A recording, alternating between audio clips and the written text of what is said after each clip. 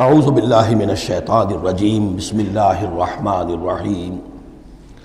اب اس کے برعکس دیکھیے ترتیب، وَأَمَّا مَنْ بَخِلَ، اعطاء کے مقابلے میں بخل آ گیا، وَاسْتَغْنَىٰ، بے پرواہ ہے، اسے پرواہ ہی نہیں، دریا کو اپنی موج کی طغیانیوں سے کام، کشتی کسی کی پار ہو یا درمیان رہے، ہمیں سے کیا غرض ہے، وہ تو اپنی اس میں دھن میں لگے جا رہے ہیں، کسی کا دل مسل دیا، کسی کے جذبات کے اوپر جو ہے ٹھیس پہنچا دی، کسی کو کچھ کر دیا، کسی کا مال ہڑپ کر لیا، کسی کو اور کسی طرح سے اس کی عزت کے اوپر جو ہے کوئی حملہ کر دیا، چلے جا رہے ہیں۔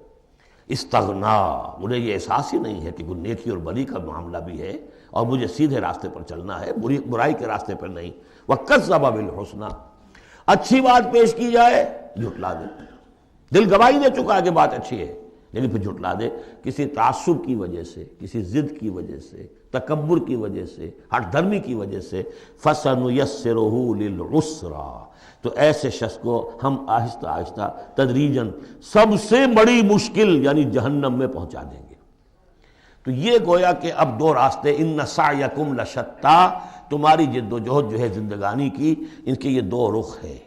اگر تو یہ ہے اما من اعطا واتقا وصدق بالحسنى، اگر یہ تینوں چیزیں بتمام و کمال موجود ہوں تو وہ شخص صدیق بنے گا، ابو بکر صدیق بنے گا رضی اللہ تعالی عنہ، ان کے نقش قدم پر چلنے والا ہوگا۔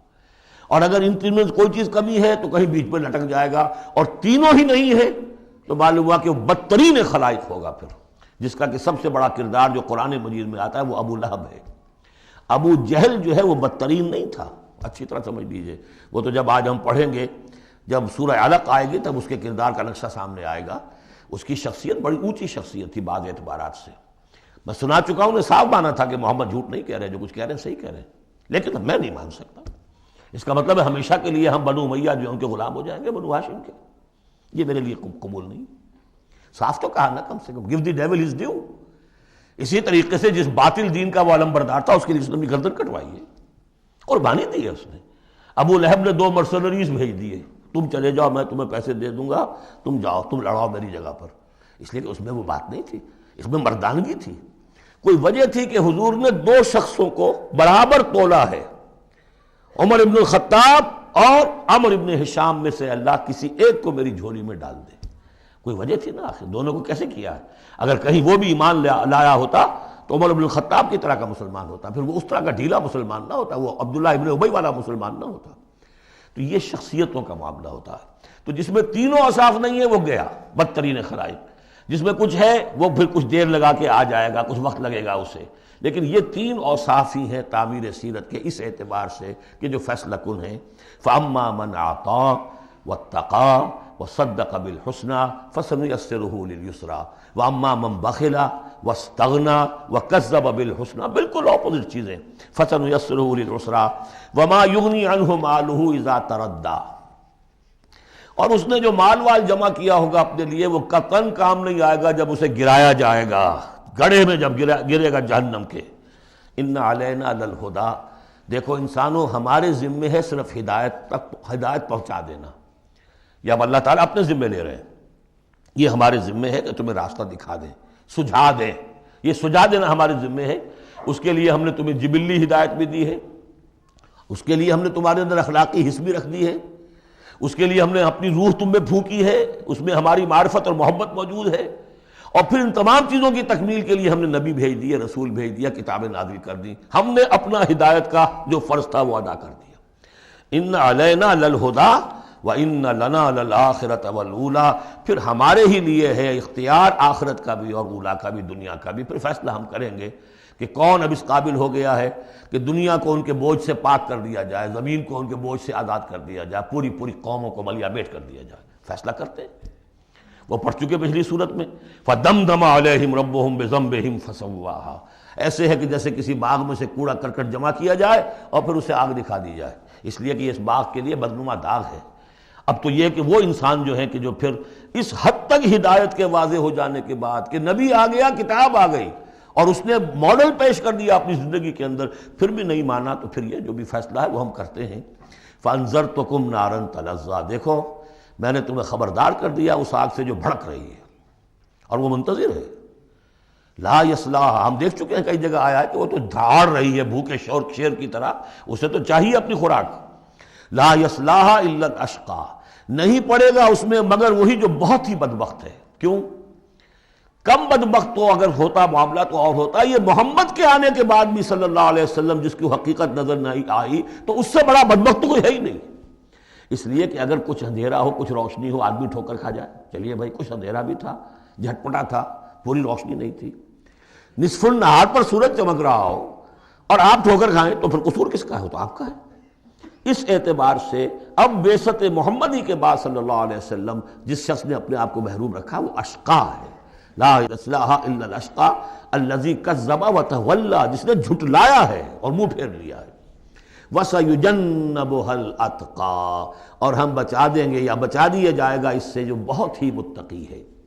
اس آیت کے بارے میں تقریباً کنسنسس ہے کہ یہاں مراد حضرت ابوبکر ہے رضی اللہ تعالیٰ عنہ. اتقا، وہ تینوں صفات بتمام و کمال جس میں تھے وہ ابوبکر تھے. یہی وجہ ہے کہ تصدیق بالحسنہ میں ایک لحظہ نہیں لگا. حضور فرماتے ہیں کہ میں نے جس کے سامنے بھی اپنی نبوت کی دعوت رکھی اس نے ضرور کچھ نہ کچھ توقف کیا، سوچا، سوائے ابوبکر کے کہ ایک لحظے کا توقف نہیں کیا.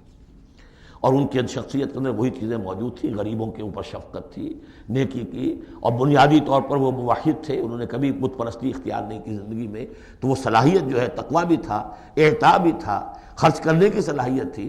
انہوں نے خرید کر جو ہے غلام جتنے تھے جو مسلمان ہو گئے تھے، غلام اور کنیزیں، اور جن کے اوپر سخت جو ہے پرسیکیوشن ہو رہی تھی، ٹارچر ہو رہا تھا ان کے آقاؤں کی طرف سے، منہ مانگے دام دے کر ان کے آقاؤں کو نے خریدا ہے اور آزاد کیا ہے.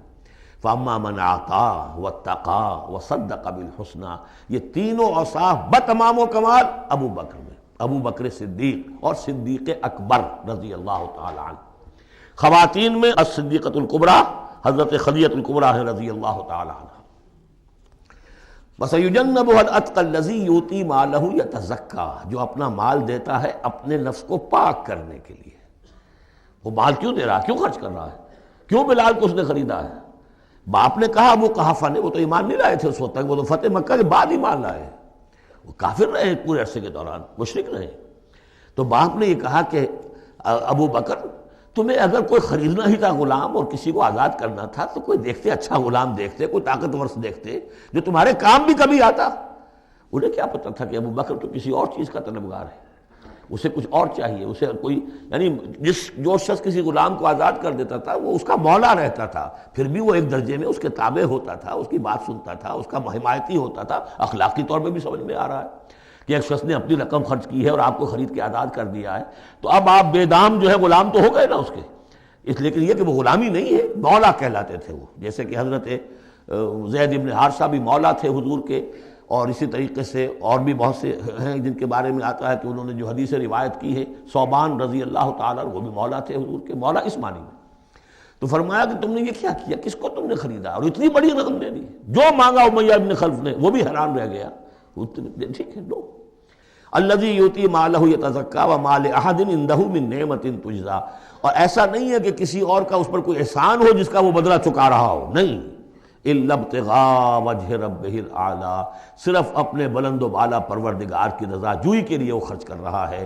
وَلَسَوْفَ يَرْضَىٰ، اور وہ ان قریب راضی ہو جائے گا. یہ ان قریب راضی ہو جائے گا کون؟ اللہ بھی راضی ہو جائے گا اور ابو بکر بھی راضی ہو جائیں گے. رضی اللہ عنہ ورضوا عنہ، جیسے ہم خطبے میں بھی کہتے ہیں رضی اللہ تعالی عنہ وارضاہم، اللہ تعالیٰ بھی راضی ہو جائے ان سے اور اللہ ان کو راضی بھی کر دے، ان کو بھی اتنا اجر و ثواب دے. وَلَسَوْفَ يَرْضَىٰ، اور میرے نزدیک یہاں مراد حضرت ابو بکر ہے، اس کا میں ثبوت آپ کو اگلی صورت میں دوں گا. اب دیکھیے پہلی صورت میں آیا تھا قد افلح من زکاہا وقد خواب من دساہا.